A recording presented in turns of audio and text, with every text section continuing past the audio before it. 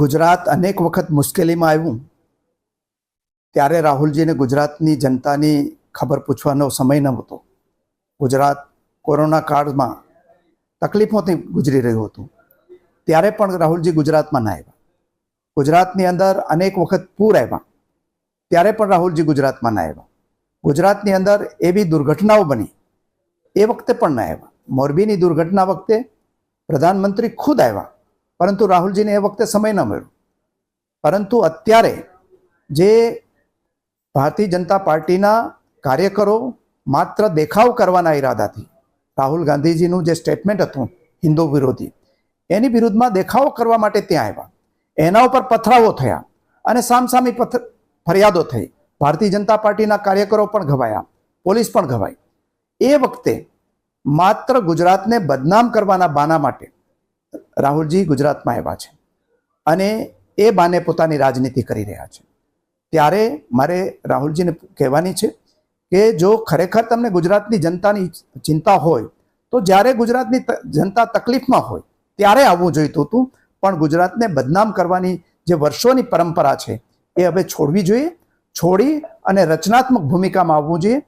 જે રાજકીય પક્ષો છે એકબીજાના સામે વિરોધ પ્રદર્શિત કરવો એ સૌનો અધિકાર છે. એ અધિકાર કોંગ્રેસ પણ ભોગવે છે. હું જ્યારે કોંગ્રેસ પક્ષનો અધ્યક્ષ હતો ત્યારે ખાનપુરનું ભારતીય જનતા પાર્ટીનું કાર્યાલય છે, એ કાર્યાલયને તાળું દેવાની ઘટના પણ બની હતી અને કોંગ્રેસના કાર્યકર્તાઓએ કરી હતી. છતાં એ વખતે નાનકડી ફરિયાદ કરીને હેરાન કરવાના પણ ક્યારેય પ્રયાસો થયા નથી. ત્યારે આવી બાબતની અંદર પૂર્વ તૈયારી કરીને ભારતીય જનતા પાર્ટીના કાર્યકરો ઉપર હુમલો કરવો અને પછી એના માટે થઈને રાજનીતિ કરવા માટે ત્યાંથી દિલ્હીથી અહીંયા પહોંચવું એ ગુજરાતને બદનામી આપવા સિવાયનો બીજો કોઈ નથી. જો ખરેખર અહીંયા ગુજરાત કોંગ્રેસને ઊભી કરવી હોય તો કોંગ્રેસના આગેવાનોએ પ્રજાની વચ્ચે જવું જોઈએ અને પ્રજાની વચ્ચે જઈ અને પ્રજાના દુઃખ દર્દો સાંભળવા જોઈએ, ફરિયાદો સાંભળવી જોઈએ. આ ઘટનાઓ બની, જે રાજકોટની ઘટના બની હોય કે સુરતની હોય કે મોરબીની હોય, એ વખતે રાહુલજી કેમ ના આવ્યા? અને ખરેખર જો એમને ચિંતા હોય તો એમણે રાજકોટ જવું જોઈતું હતું.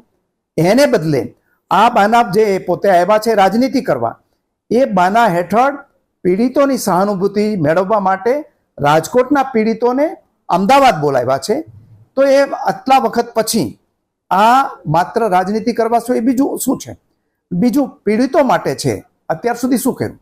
પીડિતો માટે ગુજરાત સરકાર સખત પગલાં લઈ રહી છે, સુધારાત્મક પગલાં લઈ રહી છે અને એની અંદર જે કોઈ દોષી છે એ દોષીને છોડવાના નથી એવી જાહેરાત કરી છે. આ જે દોષી લોકો છે એ કેટલાય જેલમાં છે અને બાકીના જેલમાં જવાની તૈયારી કરી રહ્યા છે.